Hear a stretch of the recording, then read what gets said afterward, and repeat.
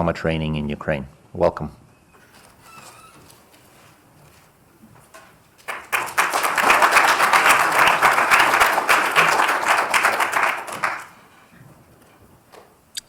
So I hope I will manage the screen right now.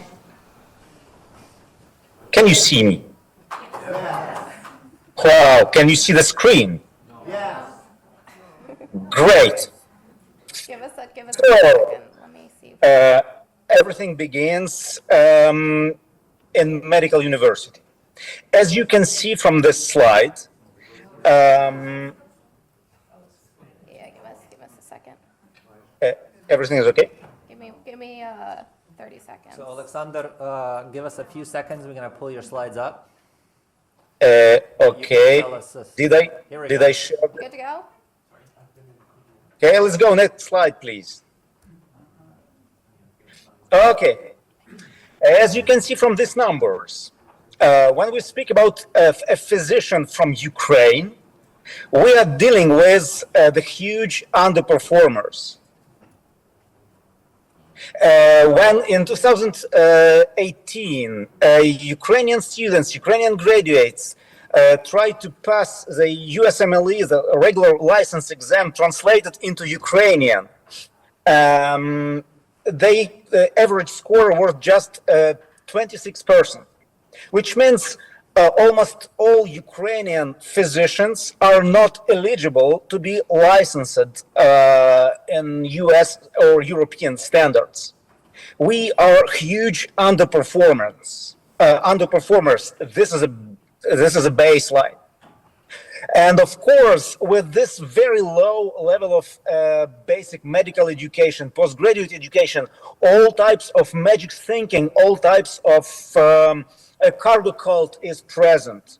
And these underperformers, they start to create some medical journals, medical publication, and of course, these journals are not peer-reviewed. And of course, who is a professor, he owns this medical journal, and he decides which should be published and which should not. Then the cargo cult is completed by creating so-called medical societies, medical association, which are rather clubs of traumatology, clubs of surgery, clubs of pediatrics. And the head of these clubs, leaders of these clubs, professional clubs, they are, surprisingly, it's the same professors, same academics, same editors of the non-peer-reviewed journals. And we live in that atmosphere. So this system is so well done and so well preserved by these old schoolers that there is no background to heal itself. Next slide, please. Now the war began. And all this high authority and high rank underperformers, they became decision makers. And now you are listening to them. And they are telling you some stories, some heroic stories about heroic Ukrainians. But in fact, it's judgmental, a very judgmental suggestion with zero data.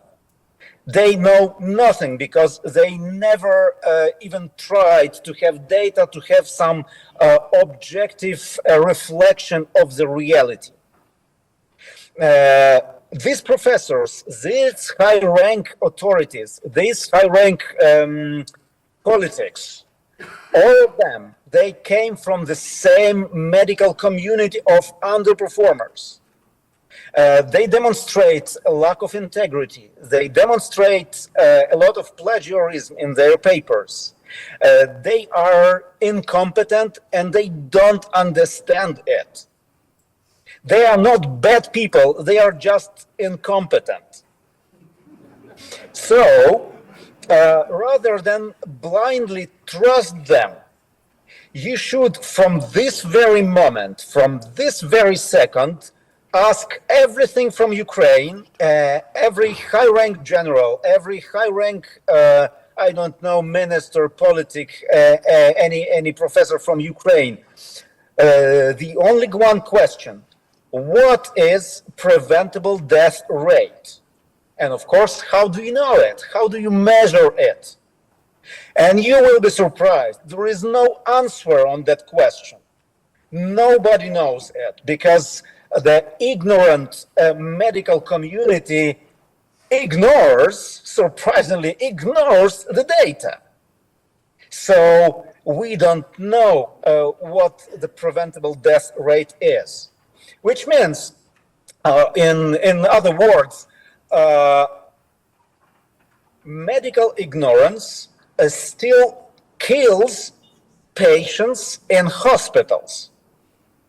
And believe me, I have no data either, but believe me, the rate of preventable death is comparable with other causes of death during a war. It's huge and it's catastrophic. So, but the base, the source of this ignorance, the source of this preventable death, it's not a mantra about lack of resources. It's not a mantra about enemy atrocities. It's not a mantra about a delay of evacuation. It's all about medical ignorance and the very low basic medical education. The next slide, please. So, what to do now? First of all, data. We can applaud for all initiatives for digitalization of data presentation and to see the beautiful presentation, beautiful PowerPoint slides. However, if data are not collected properly, if data are not, if the primary source of data are not collected accurately, this data, this analysis is useless. So if you ask Ukrainians about data, please ask them proofs of accuracy of this data. The next one. So the data, it's a base for science, it's a base of policymaking. With data, we can say that, as you see, we have data about students, about graduates' performance. And I can prove that Ukrainian students, Ukrainian graduates, Ukrainian physicians are underperformers. I have data. So to change this, we need to approach to basic medical education. And the only way to do that, it's to outsource the medical assessment of medical education.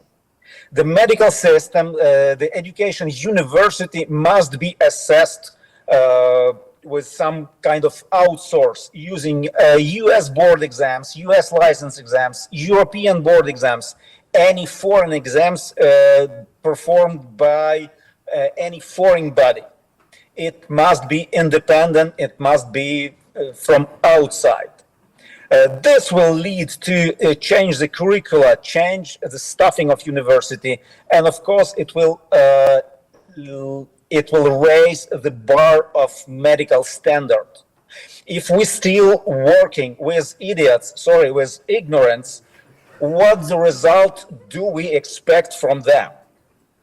If you work with underperformed physician from Ukraine, what do you expect from him or from her? And the next one, the last one, as an immediate measure to change something, ATLS appears like very doable task for the free world. We don't need to start the formal ATLS program in a country, but some emergent measures to start ATLS thinking in a country, I think it's doable. I would like just underline that every certificate should be controlled now by ACS or any other trusted body from Western world. Because we not give a book, we not give a resource, we start a new community, we start a new way of thinking, we start a new medical culture, and God help us. Thank you. Over.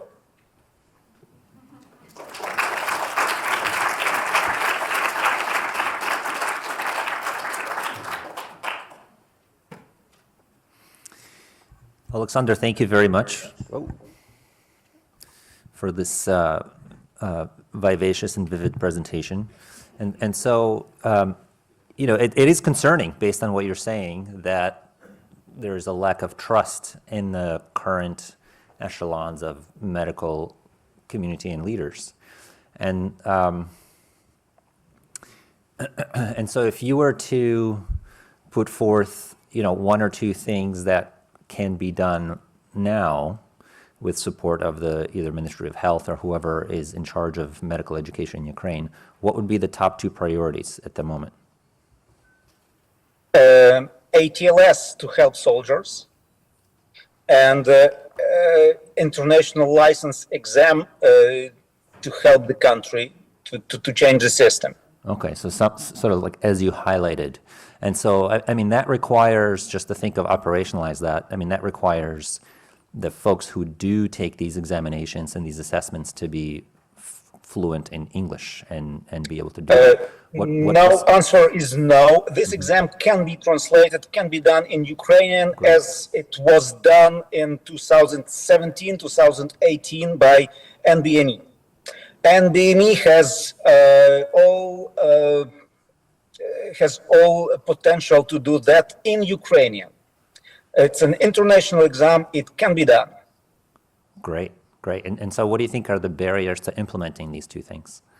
Sabotage of old schoolers, sabotage from populistic government. Okay. And so how do we deal with this sabotage? I mean, this is kind of like, you know, talking as a why is a why is a why. And so what would you envision, how do we deal with this sabotage? Do we need a third-party payer? Do we need somebody who, from an, you know, some sort of an NGO world or someone else who pays for this, for these services to be conducted and accepted within the medical community in Ukraine? All resources spent for Ukraine can be wasted if used by ignorance. So we give Ukraine resources and we ask to fill some, to make some changes, to make some painful reforms. Okay, well, it's a fair trade. Great. So there are questions in the audience as well. Go ahead. Just a quick question.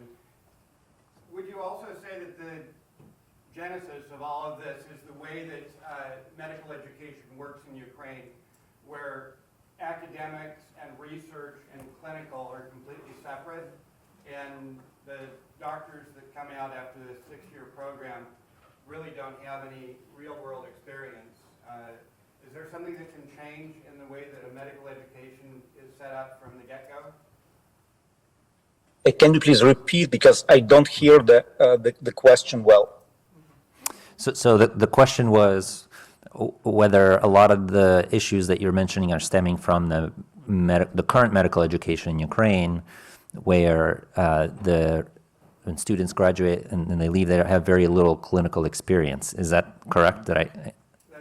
Absolutely. You can see an anesthesiologist who spent 3 years in a residency program with zero intubation, with zero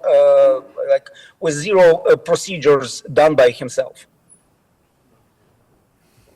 Great. So there's another question in the audience. We have a few minutes. If you don't mind bringing the mic up to, thank you.